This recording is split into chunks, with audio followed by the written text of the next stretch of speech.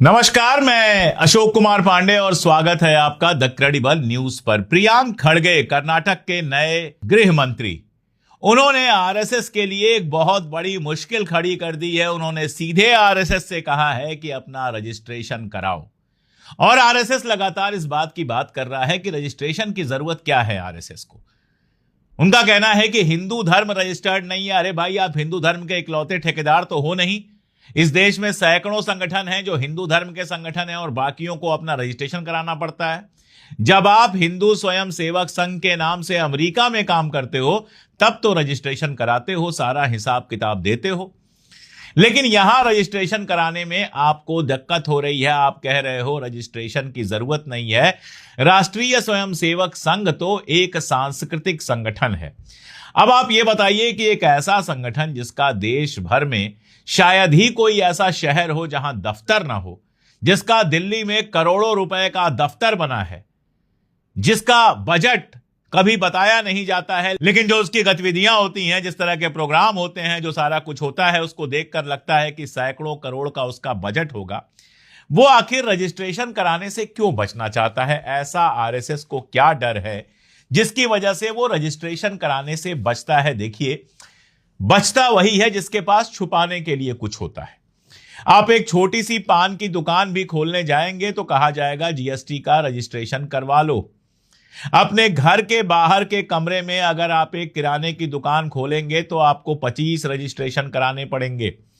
दिल्ली में बहुत सारी जगहों पे छापा पड़ा, लोगों को परेशान किया गया, कहा गया कि घर में धंधा कर रहे हैं लेकिन यूज कर रहे हैं डोमेस्टिक इलेक्ट्रिसिटी, इनको तो यूज करना चाहिए था कमर्शियल।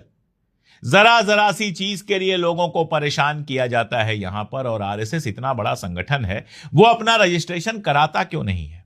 क्यों नहीं वो चाहता है कि दुनिया जाने कि उसके पास फंड कहां से आता है और कहां खर्च होता है, कौन उसके फाइनेंसर हैं? इनका कहना है गुरुदक्षिणा से हो जाता है। मुझे जरा ये बताएं कि ऐसे कौन से चेले हैं जिन्होंने इतनी गुरुदक्षिणा दी कि पूरे देश में इनके अरबों खरबों के दफ्तर तैयार हो गए। अगर सारे जोड़ दीजिए तो अरब क्लियर कर जाएगा, 1 अरब से तो ज्यादा ही हो जाएगा। लेकिन चूंकि इन्होंने हिसाब नहीं दिया है तो हमें कुछ नहीं पता है। अच्छा चलो, मान लिया इनके पास इतने चेले हैं कि गुरुदक्षिणा दे रहे हैं और उससे इनका जो है करोड़ों का दफ्तर तैयार हो जा रहा है, तो वो चेले इस बात को क्यों छुपाना चाह रहे हैं कि उन्होंने आरएसएस को चंदा दिया है? आरएसएस क्यों छुपाना चाह रहा है कि इनके चेले कौन कौन हैं? इनके चेले देश के अंदर हैं कि विदेश में हैं? विदेशों से कितना चंदा आ रहा है आरएसएस को, इसका हिसाब क्यों नहीं दिया जा रहा है? बाकियों के ऊपर जो समाज सेवी संगठन है, फेरा फेमा, एनजीओज के ऊपर जाने क्या क्या लगाकर बंद कर दिया गया, बाहर से पैसा आना बंद कर दिया गया। न्यूज क्लिक जैसे वेबसाइट पर ताला लग गया इन्हीं सारे नियमों के चलते, जबकि कोर्ट ने कह दिया कोई गड़बड़ी नहीं हुई थी। और आरएसएस ये बताने में क्यों डरता है कि उसको पैसा कहां आता है और पैसा कहां खर्च होता है?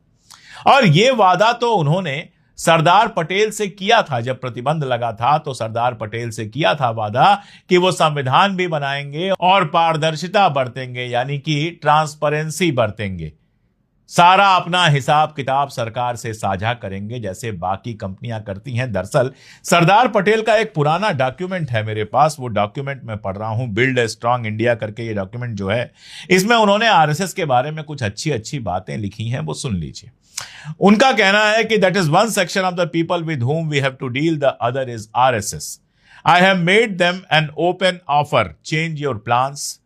Give up secrecy, eschew communal conflict. Respect the Constitution of India. Show your loyalty to the flag and make us believe that we can trust your words. To say one thing and to do another is a game which will not do. In 1 year of freedom, we have experienced many things and learned many lessons.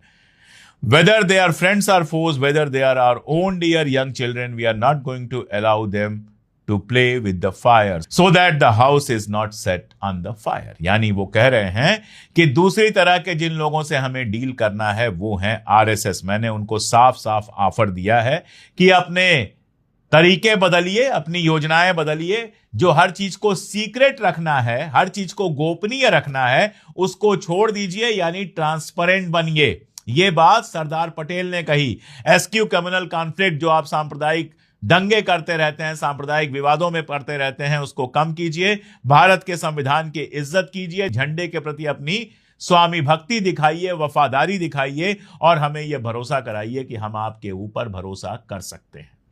अब इसमें जो सबसे बड़ी line है, give up secrecy, यानी उस समय भी आरएसएस अपनी सारी चीजें गोपनीय रखता था। आप देखिए, जब यह कहा जाता है कि गोडसे आरएसएस में था तो तुरंत ये लोग कह देते हैं कि नहीं, गोडसे आरएसएस का कभी मेंबर नहीं था। गोपाल गोडसे का छोटा भाई कहता है कि हम तो आजीवन आरएसएस के मेंबर रहे, हमने कभी आरएसएस छोड़ा ही नहीं। अब प्रॉब्लम यह है कि चूंकि ये सीक्रेसी मेंटेन करते हैं, चूंकि ये गोपनीयता मेंटेन करते हैं, इसलिए इनके मेंबर्स कौन कौन हैं ये कभी पता नहीं चलता। इनके मेंबर्स की लिस्ट सिर्फ इनके पास होती है, कभी बाहर नहीं आती है। तो इनका कोई भी आदमी जब फंस जाता है तो ये कहते हैं ये तो हमारा मेंबर ही नहीं था। आपको याद होगा तहलका ने जो किया था स्टिंग ऑपरेशन, उसमें भारतीय जनता पार्टी के उस समय के अध्यक्ष आए थे और कहे थे पैसा खुदा से बड़ा नहीं तो कम भी नहीं, और कैमरे पर रिश्वत लेते पकड़े गए थे। तो उनके साथ आरएसएस से जुड़े कई सारे लोग भी रिश्वत लेते हुए उस पूरे खेल में, तहलका वाले में शामिल थे। बाद में आरएसएस ने कह दिया कि इनको तो हम बहुत पहले निकाल चुके हैं, ये तो हमारे संगठन में है ही नहीं। अब जब लिस्ट होगी नहीं तो आप किसी को भी कह देंगे कि हाँ ये मेरे संगठन में है, किसी को भी कह देंगे ये हमारे संगठन में नहीं है। मान लीजिए लिस्ट होती, गवर्नमेंट के पास वो लिस्ट होती कि कौन कोषाध्यक्ष है, कौन मंत्री है, कौन संतरी है, तो कहा जा सकता था कि झूठ बोल रहा है आरएसएस, ये आदमी तो आरएसएस के अंदर था। आरएसएस का सारा खेल गोपनीय चलता है। पैसा कहां से आ रहा है, पैसा कहां जा रहा है, कौन कौन मेंबर है, क्या इनकी प्लानिंग है, ये सब गोपनीय चलता है। और गोपनीय सीक्रेट चल इसलिए पाता है, खुफिया तरीके से चल इसलिए पाता है क्योंकि आरएसएस रजिस्टर्ड नहीं है।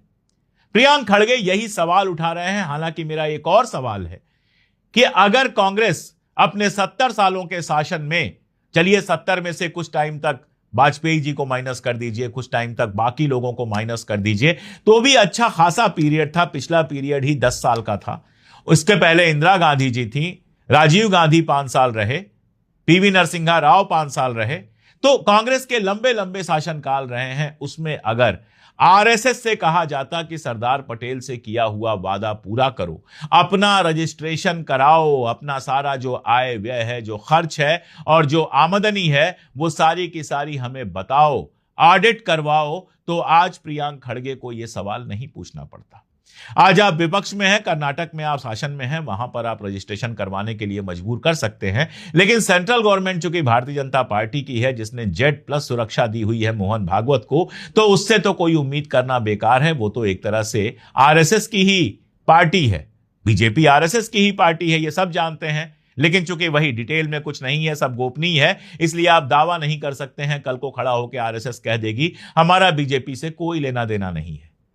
आरएसएस के लोग, जैसे मैं आपको याद दिलाऊं, जब कश्मीर में 370 हटाया गया था या कश्मीर में पीडीपी के साथ गवर्नमेंट बनाई गई थी, तो भारतीय जनता पार्टी का प्रभारी महासचिव कौन था? राम माधव। राम माधव कौन है? राम माधव एकदम गले तक आरएसएस में डूबे हुए व्यक्ति हैं, आरएसएस के मेंबर हैं। तो आरएसएस के लोग बीजेपी में काम करते रहेंगे, लेकिन ये कह देंगे हमारा बीजेपी से कोई लेना देना नहीं है। और इसीलिए बीजेपी का शासन आने के बाद इनके दफ्तरों की लंबाई, चौड़ाई, ऊंचाई सब बढ़ती चली जाती है, इनको सुरक्षा मिलती जाती है और ज्यादा ये रिच होते चले जाते हैं। ऐसे में जब 100 साल हो गए हैं तो आरएसएस से यह सवाल करना कि तुम रजिस्टर्ड क्यों नहीं हो, कहां से गलत है आप बताइए। जिस देश में हर संस्था को, चाहे वो धार्मिक हो, चाहे राजनैतिक हो, चाहे आर्थिक हो, कोई भी काम करने के लिए अगर 4 लोग मिलकर कोई संस्था बनाते हैं तो उसको रजिस्ट्रेशन करवाना पड़ता है। भागवत जी कह रहे हैं रजिस्ट्रेशन की जरूरत उसको पड़ती है जो सरकार से पैसा लेता है। सॉरी, ऐसा नहीं है। ढेर सारे ऐसे ऑर्गेनाइजेशन हैं जिनको सरकार चवन्नी नहीं देती है, लेकिन रजिस्ट्रेशन कराना जरूरी है। आज मैं कोई एनजीओ बनाना चाहूं और कहूं कि सरकार से पैसा नहीं लूंगा, प्राइवेट से पैसा लूंगा, तो क्या बिना रजिस्ट्रेशन कराए मैं एनजीओ बना सकता हूं? नहीं। सब पहुंच जाएंगे घर पे, ईडी, सीबीआई, पता नहीं कौन, और आपका जीना हराम कर देंगे। तो यह सवाल कहीं से गैर वाजिब नहीं है कि आरएसएस को रजिस्टर कराना चाहिए। सवाल वही है कि बिल्ली के गले में घंटी बांधेगा कौन, और प्रियांक खड़गे ऐसा लगता है कि ये तय करके आए हैं कि छोटी सी घंटी तो बांध ही देना है, जो कर्नाटक में कम से कम बजे, कर्नाटक के बाहर बजे ना बजे। आप सोचिए कि आज भी केवल कांग्रेस सरकारें तय कर लें तो दक्षिण में 3-4 जगह तो आरएसएस के ऊपर यह प्रॉब्लम आ ही जाएगी कि उसको रजिस्ट्रेशन कराना पड़ेगा। प्रियांक खड़गे के लिए बड़ा आसान है, एक आदेश निकाल दें कि जो नॉन रजिस्टर्ड संस्थाएं हैं वो कोई कार्यक्रम नहीं कर सकती, वो दफ्तर मेंटेन नहीं कर सकती, वो चंदा नहीं ले सकती। यानी कर्नाटक के अंदर आरएसएस की जो गतिविधियां हैं उसके ऊपर आराम से पूरी तरह से रोक लगा सकते हैं। यही काम तेलंगाना में हो सकता है, यही काम तमिलनाडु में हो सकता है, यही काम केरला में हो सकता है। आप वो नक्शा देख लीजिए, एक हिस्सा ऐसा हो जाएगा जहां आरएसएस के लिए काम करना मुश्किल हो जाएगा। या तो वहां पर स्टेट में वो रजिस्ट्रेशन कराएंगे और या फिर स्टेट में काम करना बंद कर देंगे, किसी रजिस्टर्ड संस्था के माध्यम से ही काम कर पाएंगे। और इसका बड़ा इफेक्ट होगा पूरे देश में, जहां जहां विपक्ष का शासन है, कम से कम वहां वहां आरएसएस की नकेल कसी जा सकती है। सवाल यही है कि प्रियांक खड़गे ने जो स्टेप उठाया है डीके शिव कुमार से लेकर बाकी जो कांग्रेस की लीडरशिप है वो इस पर कैसा रुख अपनाएगी। अभी तक तो यह है कि विपक्ष के किसी बड़े नेता का इस पर बयान नहीं आया है।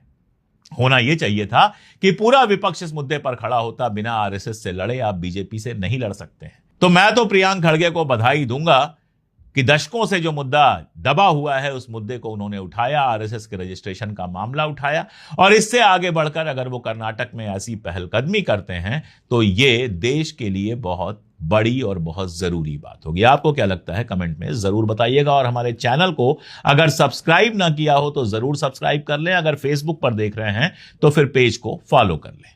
आज के लिए इतना ही, बहुत शुक्रिया।